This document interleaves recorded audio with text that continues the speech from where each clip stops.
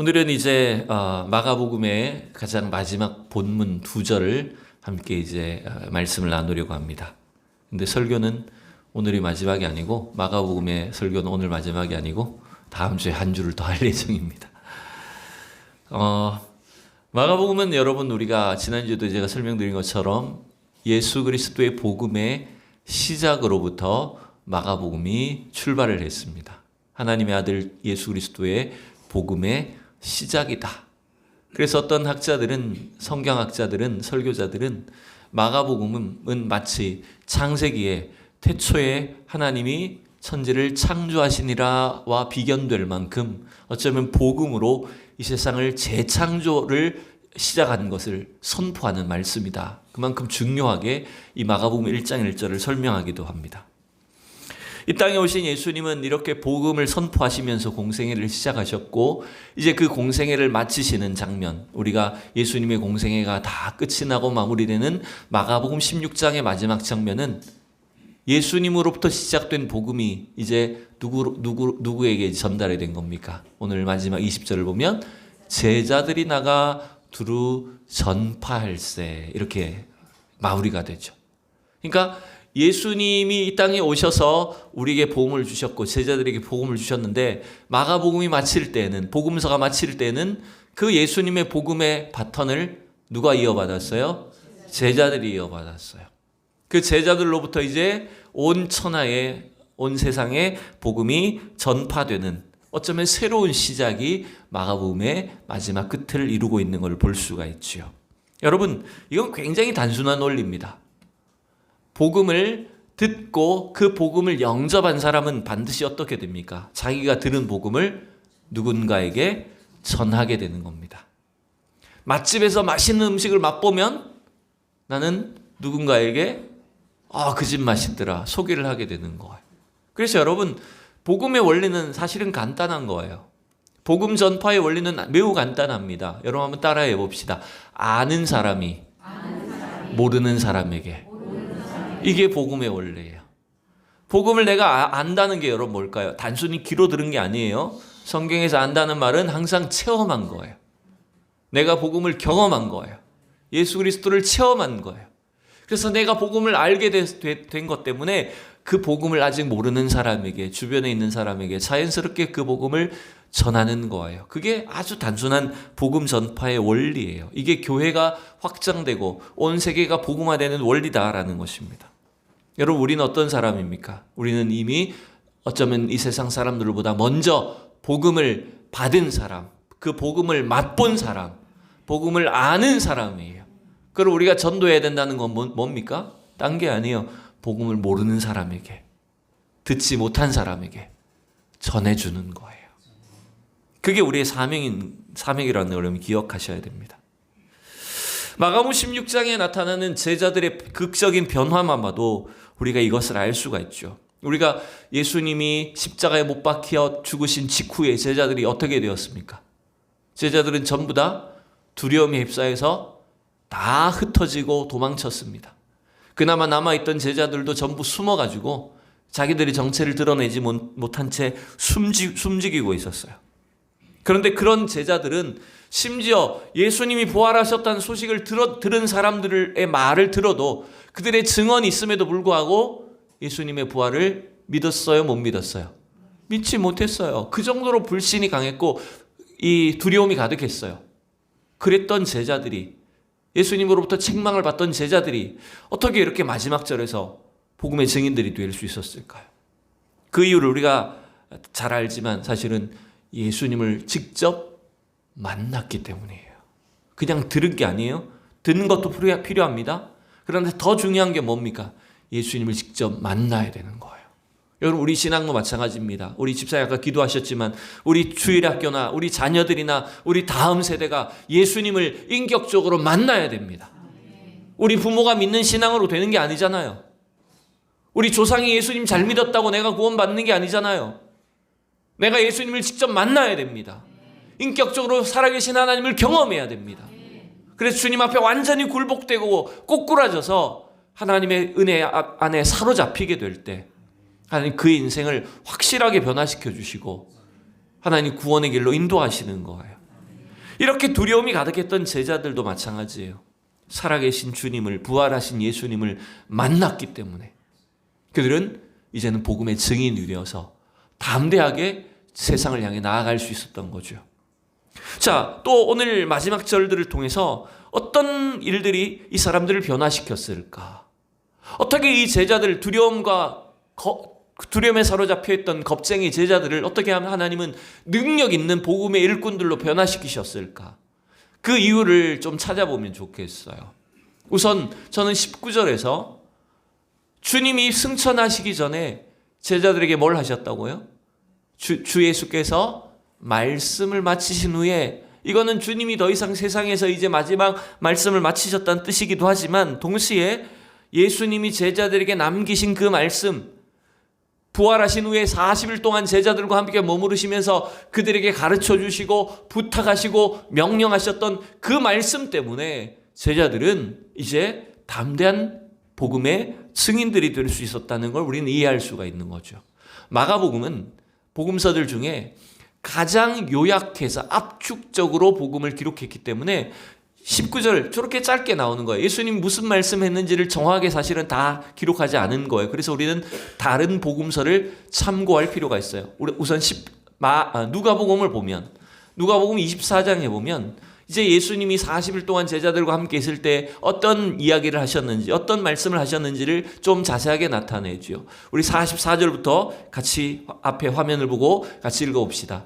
또 이르시되 내가 너희와 함께 있을 때에 너희에게 말한 바 곧 모세의 율법과 선지자의 글과 시편의 나를 가리켜 기록된 모든 것이 이루어져야 하리라 한 말이 이것이라 하시고, 이에 그들의 마음을 열어 성경을 깨닫게 하시고, 또 이르시되 이같이 그리스도가 고난을 받고 제3일에 죽은 자 가운데서 살아날 것과, 47절, 우선 7절 8절 시작. 또 그의 이름으로 죄 사함을 받게 하는 회개가 예루살렘에서 시작하여 모든 족속에게 전파될 것이 기록되었으니 너희는 이 모든 일의 증인이라. 아멘. 여러분, 예수님께서 제자들과 40일 동안 머무르면서 사신 것은 간단해요.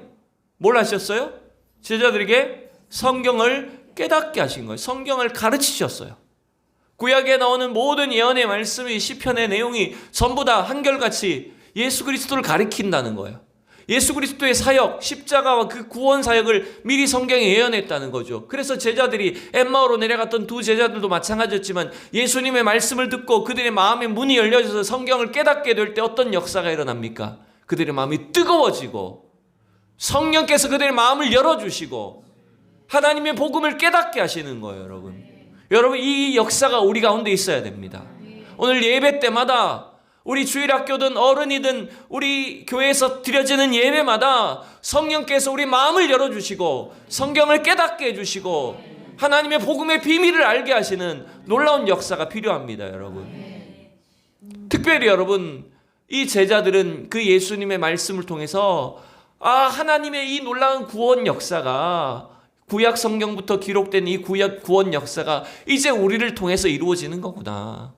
온 세상 민족들을 하나님 복음으로 죄 사함과 회개에 이르도록 그 구원하시는 역사가 이 복음의 놀라운 일이구나라고 하는 걸 깨닫게 되었고, 이들은 어떻게 된 거예요? 담대히 복음의 증인이 된 거예요.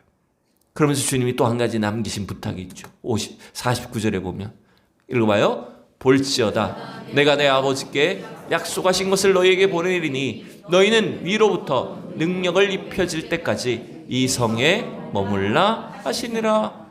주님께서 약속하신 것, 주님께서 보내시겠다고 약속하신 것이 뭡니까? 뭘 받아야 돼요? 성령을 받아야 돼요. 약속하신 성령이 임하기까지 기다리라고 한 거예요. 이 말씀은 누가복음만 기록한 게 아니잖아요. 누가는 또 어떤 성경을 기록했습니까? 누가복음 다음에 어떤 성경을 기록했습니까? 사도행전을 기록했잖아요. 그러니 누가복음과 사도행전은 매우 유사하고 사도행전의 이 내용이 또 다 반복적으로 또 자세히 나타나 있어요. 그래서 우리는 사도행전 1장을 또 봐야 돼요. 사도행전 1장도 봅시다. 자, 3절부터 시작. 그가 고난받으신 후에 또한 그들에게 확실한 많은 증거로 친히 살아계심을 나타내사 40일 동안 그들에게 보이시며 하나님 나라의 일을 말씀하시니라. 여러분, 사도행전은 반복하고 있죠. 그러나 동시에 40일 동안 제자들에게 성경을 가르치셨을 뿐만 아니라 하나님 나라의 일들, 하나님 나라의 구원의 역사를 가르치셨어요. 말씀하셨어요. 자, 그리고 4절 5절 자, 같이 읽어요. 사도와 함께 모이사 그들에게 분부하여 이르시되 예루살렘을 떠나지 말고 내게서 들은 바 아버지께서 약속하신 것을 기다리라. 요한은 물로 세례를 베풀었으나 너희는 몇 날이 못되어 성령으로 세례를 받으리라 하셨느니라. 아까 똑같죠, 그죠? 누가복음 24장과 같은 내용이잖아요. 아버지께서 약속하신 것을 기다려라. 근데 그것을 구체적으로 사도행전은 뭘 받을 거라고요? 성령으로 세례를 받을 거다.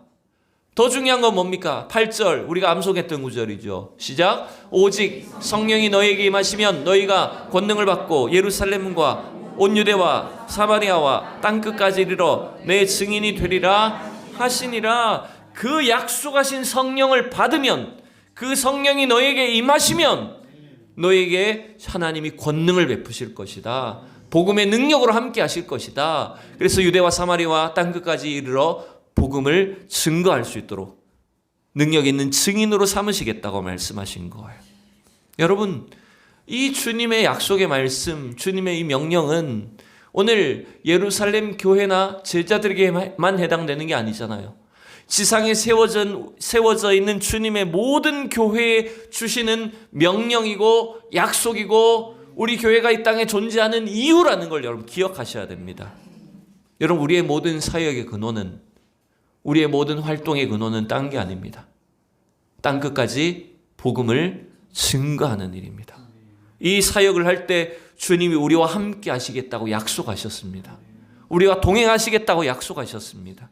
성령께서 우리를 통해서 역사하신다고 약속하셨습니다. 이 일을 여러분 우리가 믿고 경험하고 날마다 누리는 우리 성도들이 돼야 될 줄로 믿습니다. 이 주님의 말씀을 믿었기 때문에, 이 주님의 말씀을 통해서 사명을 깨달았기 때문에 제자들은 담대한 복음의 증인이 될 수 있었어요.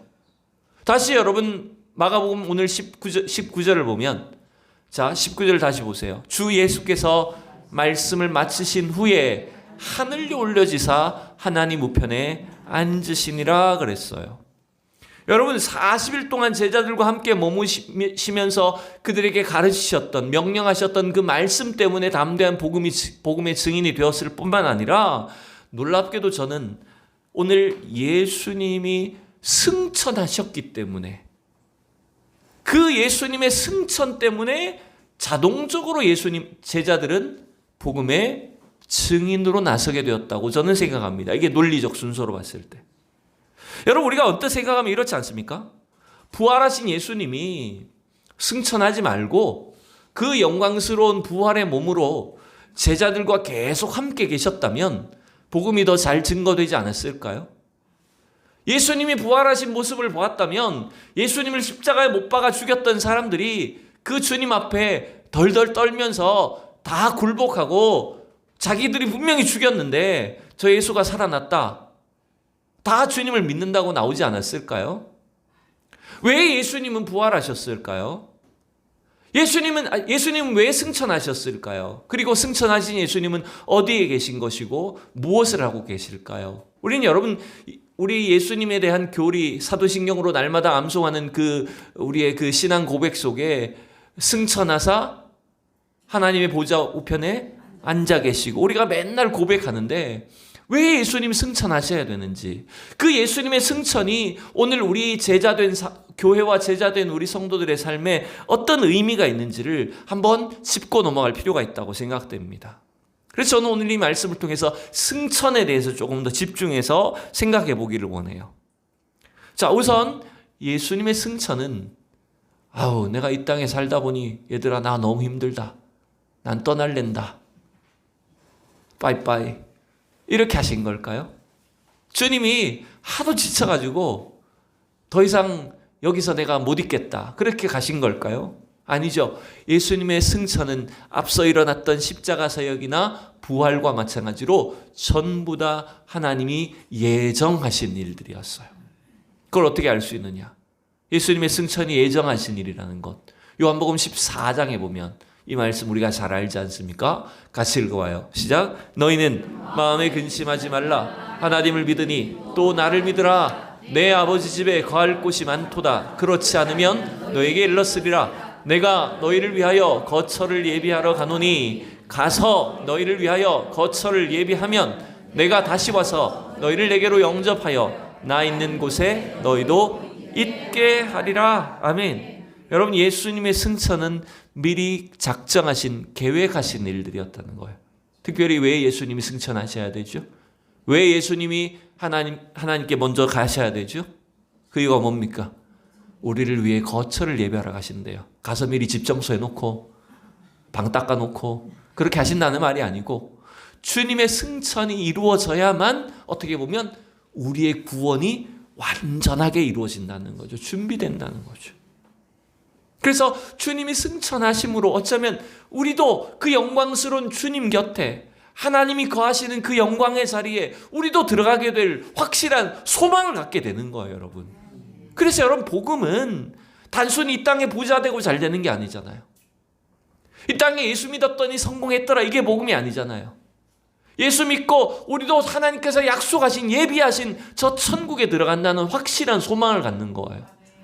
여러분, 그래서 주님은 우리를 위해서 그 천국을 예비해 놓으셨고, 또한 그 천국을 위해서 다시 오시겠다고 약속을 하신 것 아닙니까? 그래서 여러분, 이 예수님의 복음의 승천은 미리 우리를 위해서 다 계획하신 일들, 예정하신 일들을 이루신 것이다라고 하는 걸 알 수 있어요. 그래서 여러분, 이 예수님의 승천은요, 제가 너무 길어서 오늘 좀 요약을 한 건데, 또 두 번째로 생각해 볼 것은 뭐냐면, 예수님의 승천은 지상에서 이루셨던 모든 사역의 완성, 성공, 승리를 의미해요. 뭐라고요? 예수님의 승천이 뭘 의미한다고요? 지상에서 이루셨던 사역의 완전한 성공, 승리, 완성을 의미하는 거예요. 그래서 여러분, 주님은 사실 천상에서 원래 하나님, 삼위일체 하나님으로서 하나님과 함께 계신 분 아닙니까? 근데 이 땅에 오셔서, 지상에 오셔서 우리를 위해서 친히 공생의 사역을 이루셨어요. 수고하셨어요. 그 3년 동안의 공생의 사역을 마치시고 승천하셨다는 것이 결국 뭡니까? 우리의 구원자로서 주님의 그 공생애가, 지상에서 사역이 성공했다는 거예요. 완성이 되었다는 걸 말하는 겁니다. 그래서 우리는 예수님의 승천을 보면서, 하나님 보좌 우편에 계신 주님을 보면서 우리의 구원이 확실하다라고 하는 걸 알 수 있는 거예요. 비록 이 땅의 삶이 좀 불완전하고 때때로 실패하기도 하고 절망도 찾아오지만, 하나님께서 우리 안에 이루시는 그 구원은 절대로 실패가 없습니다, 여러분. 절대로 망하는 게 아니라는 겁니다. 주님이 우리 안에 완전한 승리와 성공을 이루신 사역이라는 걸 믿으셔야 된다는 거예요. 그래서 우리는 이 땅에 살면서도 날마다 승천하신 주님을 보면서 담대한 소망을 가질 수 있어요. 그래서 히브리서 기자는 우리에게 이렇게 권면하죠. 히브리서 4장 14절부터 읽어봐요. 시작. 그러므로 우리에게 큰 대제사장인 계시니 승천하시니 곧 하나님의 아들 예수시라. 우리가 믿는 도리를 굳게 잡을지어다. 우리가 의지할 대제사장, 우리가 영원토록 하나님 앞에 나아갈 수 있는 완전한 대제사장, 그분은 누구세요? 승천하신 분.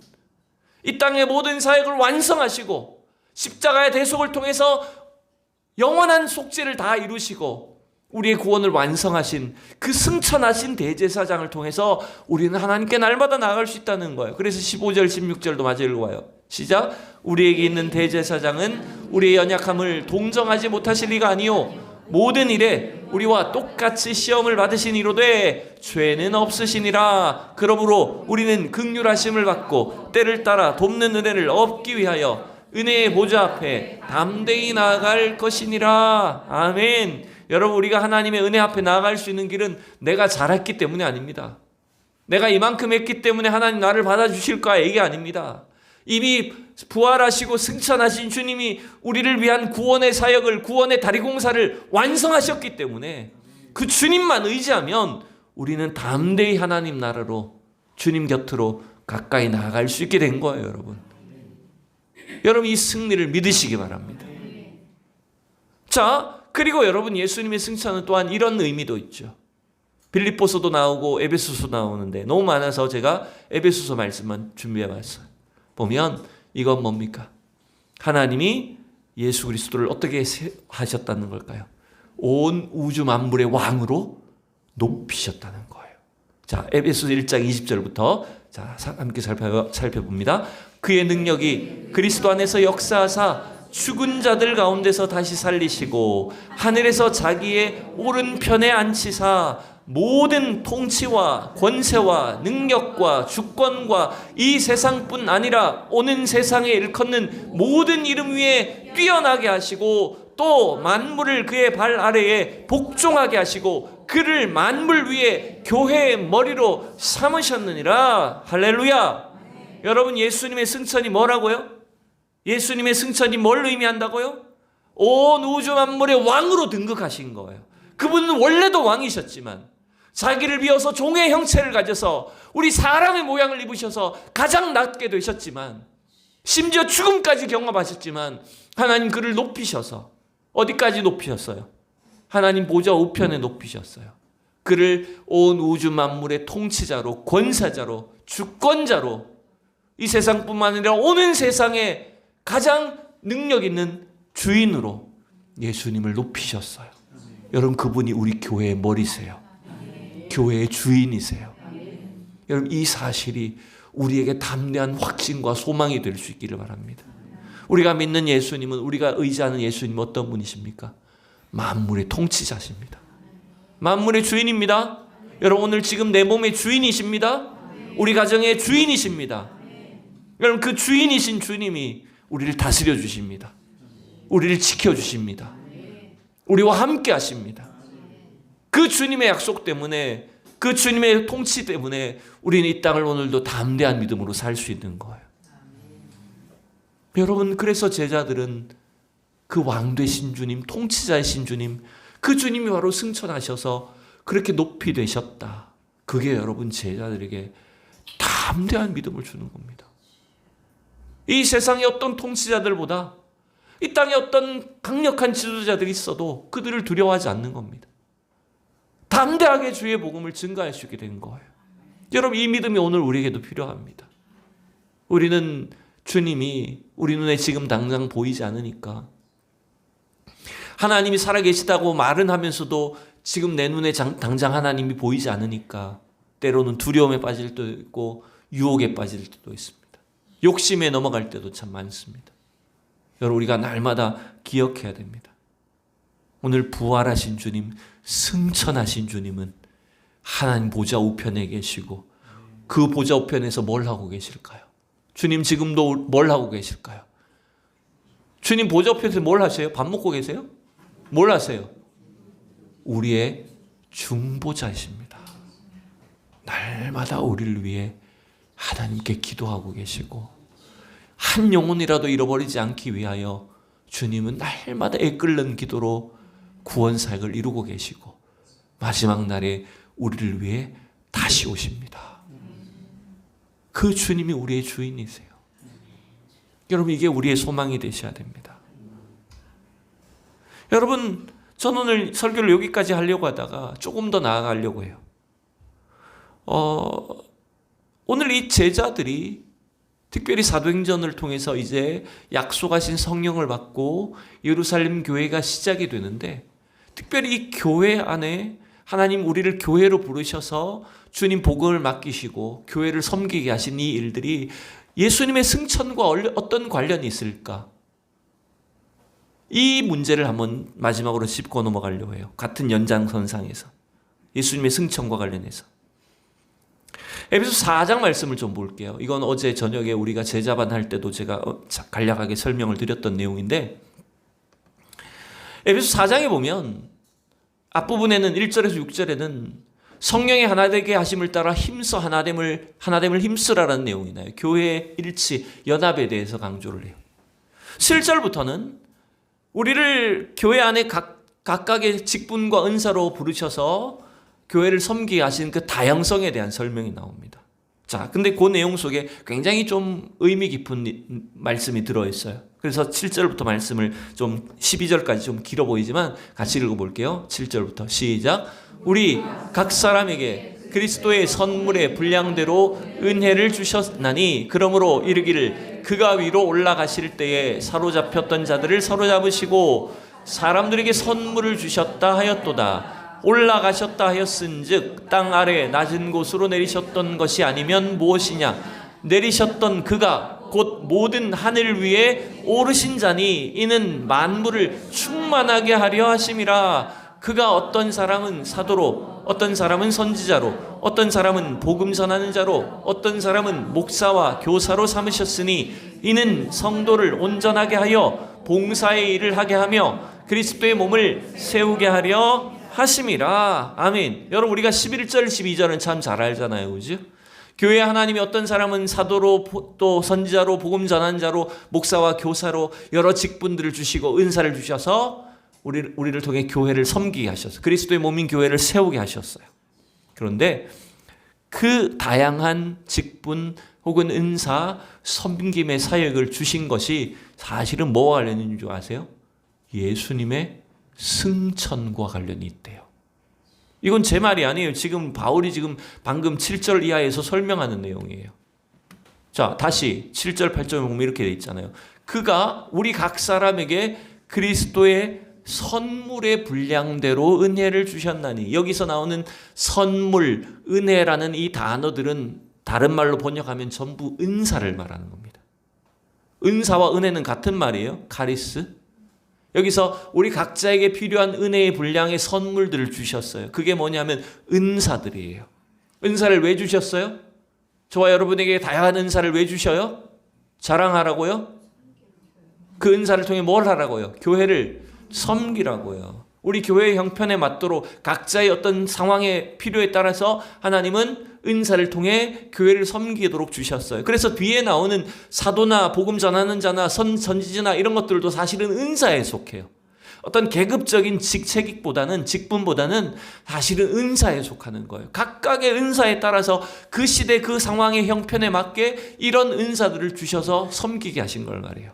자, 그런데 그 은사를 주신 내용을 8절에서 이렇게 말합니다. 그러므로 이르기를 그가 위로 올라가셨을 때에 사로잡혔던 자들을 사로잡으시고 사람들에게 선물을 주셨다 하였도다. 여러분 에베소 4장 7절을 여러분 책에서 성경책에서 펼쳐보시면 요 4장 8절이 인용되었다고 돼 있을 거예요. 뭘 인용한 거냐? 바울이 시편 68편을 인용한 거예요. 68편 18편의 말씀을 인용해서 지금 에베소 4장에 적은 거예요. 자, 68편을 뭐 이렇게 돼 있어요. 주께서 높은 곳으로 오르시며 사로잡은 자들을 취하시고 선물들을 사람들에게서 받으시며 반역자들로부터도 받으시니 여호와 하나님이 그들과 함께 계시기 때문이라. 여러분, 이거 제가 설명이 너무 길으니까 간단하게 말할게요. 지금 시편 68편은 싸우시는 하나님, 이스라엘을 위해서 전쟁하시고 그 전쟁에서 승리하시는 하나님을 우리에게 보여주세요.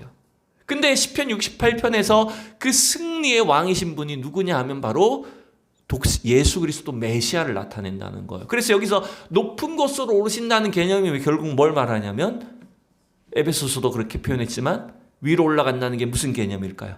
승천이에요. 승천이 아까 뭐라 그랬어요? 승리, 완성이라고요, 여러분. 예수님의 승천은 모든 싸움, 모든 전쟁을 승리하신 거예요. 이 땅에 전쟁이 계속되고 싸움이 남아있지만 이미 주님은 승리하셨어요. 구원을 완성하셨어요. 여러분 믿으셔야 돼요. 그 완전한 승리를 통해서 시편 68편에는 뭘 받으신다? 사람들에게 선물을 받으신대요. 근데 여기가 지금 차이가 있죠. 시편 68편은 사람들에게 선물을 받는다, 반역자들로부터도 선물을 받는다고 돼 있는데 에베소서 4장에는 선물을 사람들에게 주셨다. 이게 달라진 거예요 지금. 그죠? 시편에는 선물을 받는다고 돼 있고 에베소서에는 선물을 준다고 돼 있어요. 왜 이렇게 차이가 났을까? 구약에서 받아서 신약에 준 건가? 여러분 이건 이런 개념이에요. 지금 시편 68편에 아까 제가 뭐라 그랬어요? 전쟁하시는 하나님이라고 했잖아요. 여러분 전쟁에서 승리했기 때문에 그 승리한 왕은 뭘 취할까요? 뭘 받을까요? 사람들에게. 여기서 선물은 전쟁의 승리 전리품들이에요. 자기 백성들로부터도 받을 뿐만 아니라 패잔병들로부터 적들로부터도 전리품을 받는 거예요. 그 받으시는 주님은 그 승리를 통해서 자기가 그냥 받으면 자기 것이라고 다 혼자 취하실까요? 백성을 구원한 왕이 이건 내 거야, 전리품은 전부 내 거야, 이렇게 자기만 취한다는 걸까요? 아니죠. 백성을 사랑하는 왕은 어떻게 할까요? 그 전리품을 반드시 백성들에게 나누어 줄 수밖에 없어요. 그래서 받는 것만 묘사되어 있지만 당연히 이건 주님은, 승리하신 왕이신 주님은 우리에게 그 전리품을 나누어 주시는 거예요. 그래서 에베소서 4장은 사람들에게 선물을 주신다고 표현했고, 어쩌면 그 승리의 완성의 전리품으로서, 구원의 완성의 전리품으로서 우리에게 뭘 주셨냐면 교회를 섬길 수 있도록 우리 각자에게 은사를 주셨고 재능을 주셨고 사명을 주신 거예요. 여러분, 지금 우리가 섬기는 일이, 우리에게 주신 일들이 다 하나님의 선물이에요. 제가 오늘도 그런 생각이 들었어요. 제가 교회를 섬길 수 있는 것, 노회나 시차로에서 목사님들을 섬길 수 있는 것, 여러분 그건 주님께서 지금까지 나에게 여러 가지 어떤 환경이나 상황이나 경험을 통해서 많은 것들을 알게 하시고 준비되게 하신 거예요. 근데 그게 다 제 걸까요? 내가 똑똑해서, 내가 뛰어나서, 내가 잘나서 할 수 있는 걸까요? 아니에요. 하나님이 우리에게 그런 은사를, 선물들을 주셨기 때문이에요. 여러분 그 일이 결국 뭡니까? 뭐로부터 출발한 겁니까? 예수님의 승천을 통해서 우리에게 주신 거예요. 예수님이 승천하지 않으셨다면 우리에게 없는 겁니다. 예수님이 승천하지 않으셨다면 교회가 세워질 수 없었을 겁니다. 예수님이 승리하지 않으셨다면 여러분 우리에게 이러한 은사도 없었을 거예요. 주님이 승천하셨기 때문에 오늘 이 땅에 교회가 세워져 있는 겁니다. 주님이 승천하셨기 때문에 우리에게 하나님 여러 가지 직분을 주신 거예요. 복음의 사명을 주신 거예요. 여러분 그래서 이 예수님의 승천이 얼마나 놀라운 은혜가 되는지, 오늘도 우리의 삶에, 우리의 인생의 사역에, 교회에 얼마나 놀라운 축복이 되는지를 여러분 기억하셔야 돼요. 그래서 여러분 오늘도 다시 한번 우리 마가복음으로 돌아가 보면 20절에 이렇게 돼 있잖아요. 제자들이 나가 두루 전파할세. 제자들이 복음을 전파해요. 근데 잘 보세요. 부활 승천하신 주님이 어떻게 하세요? 누구와 함께 하세요? 주께서 그 제자들과 함께 하세요. 승천하셔서 주님은 천국 먼저 가고 아유 니네 알아서 와라, 나 몰라라 하신다는 걸까요? 아니잖아요. 승천하신 주님은 하나님 나라를 준비하셨지만 동시에 이 땅에 이 영적 전쟁 가운데, 복음의 전쟁 가운데 살고 있는 우리와 함께 해주세요. 우리를 지켜주세요. 여러분, 우리와 함께 하실 뿐만 아니라 뭘 주세요? 그 따르는 표적으로 말씀을 확실히 전해. 여러분 이 표적도 마찬가지예요. 표적도 복음을 전할 때 제자들과 함께하는 성령께서 기적과 표적을 나타내 주신 거예요. 그래서 우리가 전하는 복음이 확실하다는 걸 여러분 알게 해주십니다. 여러분 저는 오늘 너무 간단해 보이는 이 두 구절이 사실은 오늘 우리의 구원과 우리의 교회 사역과 오늘 우리가 해야 될 모든 사명과 인생에 얼마나 놀라운 약속이고 축복이고 은혜가 되는지 몰라요. 그래서 때로는 우리가 너무 힘들 때가 있을 수도 있지만, 고통스러울 때가 있지만 승천하신 주님을 바라보는 그 믿음의 눈이 열려져 있어야 됩니다. 마지막 말씀이에요. 사도행전 7장 55절 6절입니다. 자, 스데반 집사님의 믿음을 봅시다. 자, 다 같이 시작. 스데반이 성령 충만하여 하늘을 우러러 주목하여 하나님의 영광과 및 예수께서 하나님 우편에 서신 것을 보고 말하되 보라 하늘이 열리고 인자가 하나님 우편에 서신 것을 보노라 한데, 할렐루야. 돌로 지금 자기를 쳐서 죽이려는 사람들 앞에서, 그 죽음의 공포 앞에서, 위협 앞에서 스데반 집사님 뭘 봤어요? 영적인 눈이 열려서 뭘 봤어요? 예수께서 하나님 보좌 우편에 계신 것, 하나님 나라를 봤어요. 여러분, 오늘도 우리에게 이런 영적인 눈이 열려지기를 원합니다. 승천하신 주님 때문에 오늘도 우리가 담대한 믿음의 사람으로 이 땅을 살기를 원합니다. 여러분, 교회를 섬기고 복음을 전할 때 성령이 여러분과 함께 하심을 믿으시기 바랍니다. 승천하신 주님이 나에게 은사와 능력을 주셔서 이 일들을 능히 감당하게 하시고 우리 하는 이 모든 사역 속에 때로는 기적과 표적도 나타내 주실 것이고 주님의 능력과 구원과 승리를 베풀어 주실 줄로 믿습니다. 담대한 소망으로 또 남은 한 주간도 승리하는 우리 모두가 되기를 바랍니다.